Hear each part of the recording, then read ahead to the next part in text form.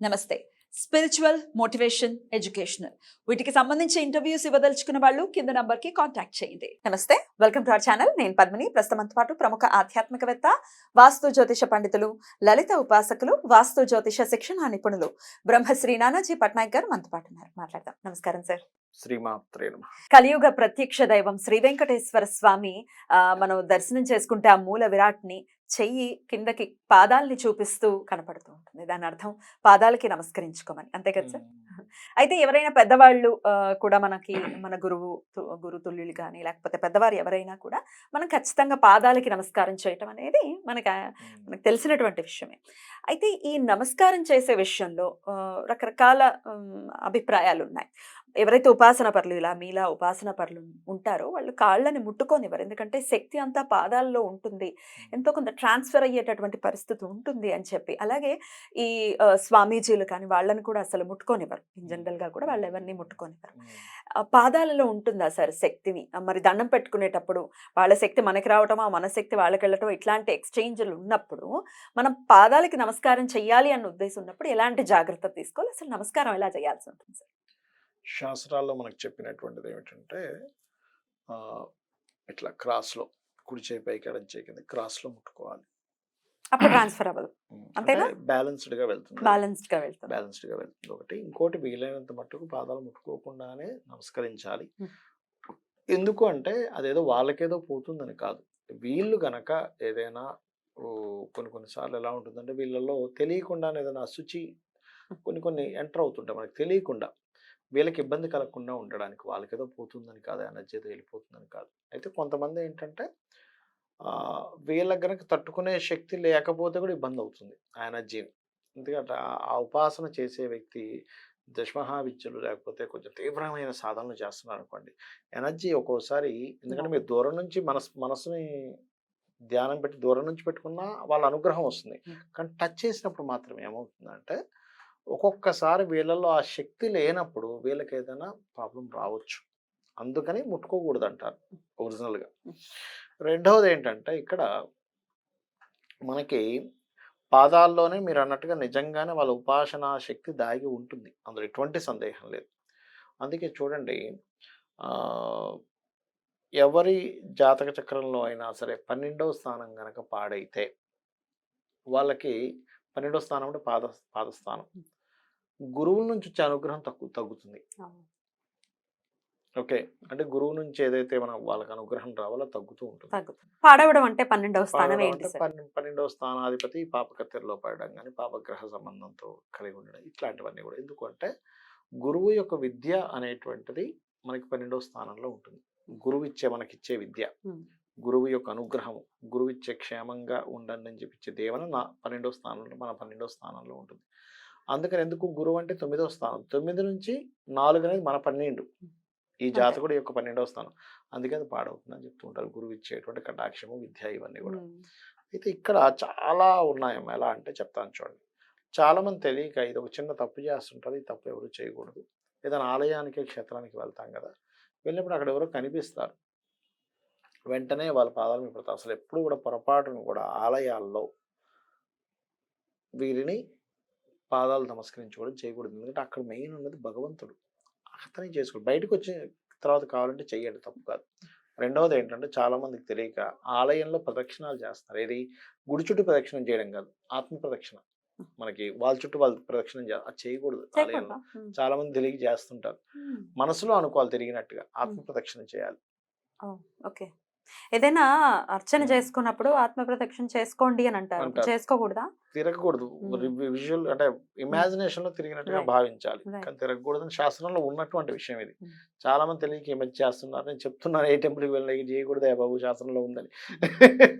అలా ప్రదక్షిణ చేయాలంటే స్వామికి మాత్రమే చేయాలి, అక్కడ చేసేసుకోవడం, అక్కడ చేసుకోవాలి. అదొకటి. ఇంకోటి ఏంటంటే ఇక్కడ గుర్తుపెట్టుకోవాల్సిన అంశము, ఇప్పుడు మీరు పాదాల గురించే మాట్లాడుతున్నారు కాబట్టి పాదాలకు ఉన్నటువంటి శక్తి ఏమిటి అనేటువంటిది మనకి అనేకమైనటువంటి పురాణాలు చెప్తుంటాయి. భరతుడు రామచంద్రమూర్తి యొక్క పాదాలను తీసుకెళ్ళి పరిపాలించాడు. మనకి దత్తాత్రేయుడు కూడా పాదుకా పూజ అంటారు. అంటే ఏమిటి? ఖచ్చితంగా మనం అర్థం చేసుకోవాల్సిన పాదాల్లో ఆ యొక్క శక్తి ఉంటుంది. ఉంటుంది.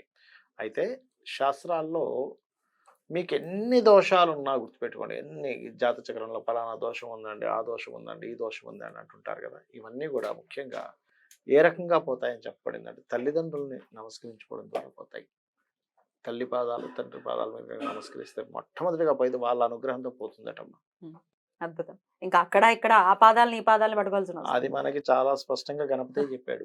అవును. మీరు మొత్తం లోకం తిరగడం కదా, మీ తల్లిదండ్రులను చూసుకోండి అని. ఎగ్జాక్ట్. కరెక్ట్ అవునా? సార్. కరెక్ట్. దాని తర్వాత భగవంతుడు, గురువు వీళ్ళందరి యొక్క పాదాలను ఆశ్రయించడం. పాదం ఆశ్రయించడం అంటే ఏంటంటే కేవలం ఏదో పాదాలు నమస్కరించుకోవడం అని కాదు. వాళ్ళు ఏదైతే చెప్తున్నారో వాళ్ళ విద్యను ఆశ్రయించడం అని అర్థం. చెప్పింది శిరస వహించటం. శిరస వహించడం అనేటువంటిది 100%. అర్థం అది. అదే అర్థం చేసుకోవాలి. అంతే ఊరికనే కాళ్ళ మీద పడిపోవడం కాదు. ఆయన ఏం చెప్పాడు మనకి, ఆ గురువుగారు ఏం చెప్పారు, లేకపోతే పలానా దేవతామూర్తిని మనం మొక్కుతున్నామంటే ఆ యొక్క దేవతామూర్తికి సంబంధించిన విద్య ఆ పాదాల్లో ఉంది. ఆ అనుగ్రహం ఆ పాదాల్లో ఉంది. ఏం చెప్పాడు రాముడు, ఏం చెప్పాడు కృష్ణుడు, ఏం చెప్పాడు, ఇది మనం అర్థం చేసుకోగలగాలి. అప్పుడు మీరు పాదాలను ఆశ్రయించినట్టు. అంతేగాని ఊరికనే పాదాలు పట్టేసుకున్నామండి నాకు అంటే కాదు అక్కడ.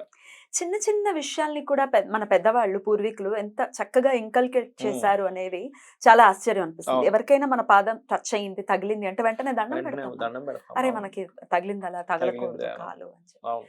ఎంత చక్కగా అవును. నిమిడీకృతం చేశారు సార్ నిమిడీకృతం శాస్త్రాన్ని. చేశారు. అవును. అంటే చిన్న చిన్న విషయాలు మనకు గుర్తుంటాయి అని. గుర్తుంటాయి. అవును. అద్భుతం. నిజమే.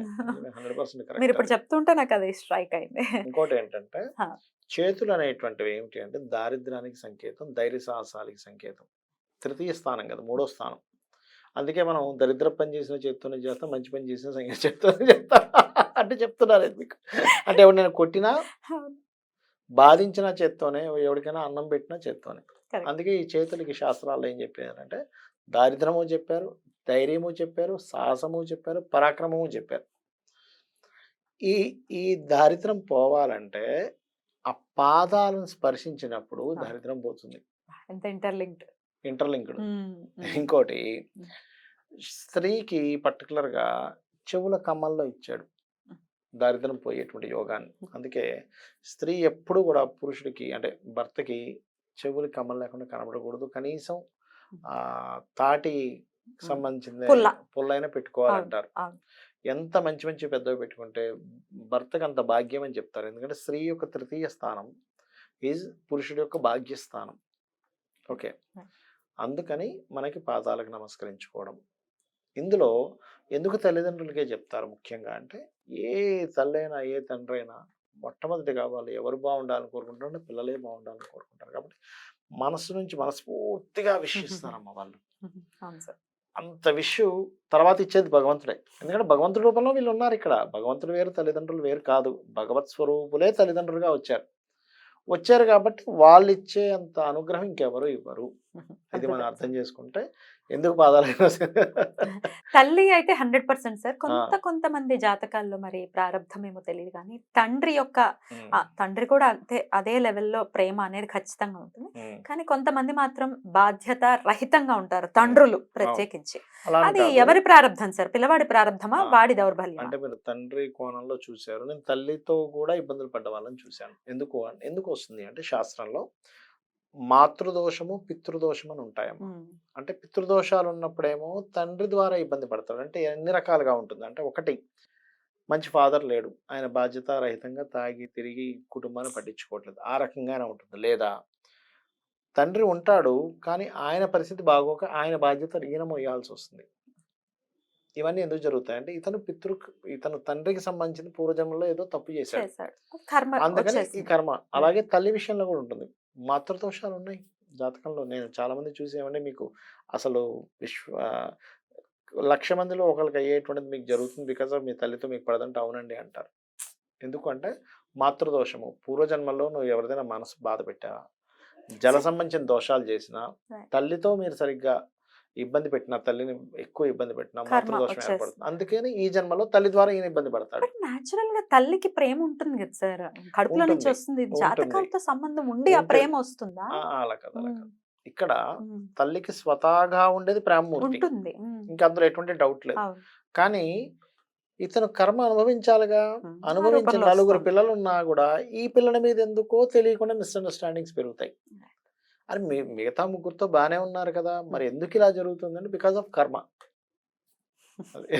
అమ్మో! ఈ కర్మ అనేది ఎలా వెంటాడుతుందో చాలా జాగ్రత్తగా అవును. ఉండాల్సి అవును. ఉంటుంది. సార్ ఈ పాదాల విషయంలో ఇంకొక సందేహం సార్. నేను హ్మ్. ఎప్పుడో వినటం జరిగింది. హ్మ్. పాదాల్ని కడుక్కునే విషయంలో అవును. రుద్దేసుకుంటూ ఒక కాలు మీద ఒక కాలు పెట్టి రుద్దేసుకోవటం లాంటివి రుద్దకూడదు. చేస్తుంటారు. చేయకూడదు. దాని గురించి చెప్పండి కాలు సార్. మీద కాలు పెట్టి రుద్దుకోకూడదు అని చెప్పి ఉంది అమ్మా. శాస్త్రంలో ఉంది. చక్కగా హ్మ్.